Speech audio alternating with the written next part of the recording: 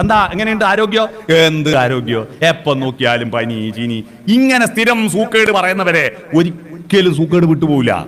ഈ പനി കുരു എന്ന് പറഞ്ഞ രണ്ടാ കുരു എന്നെല്ലാം പറഞ്ഞൊരു അസുഖമില്ലേ? ഇവർ രണ്ടാളും ചങ്ങാതിമാരാ. കർക്കിടക മാസത്തിൽ രണ്ടും പുറപ്പെട്ട് നാട്ടുകാർക്ക് വരാൻ.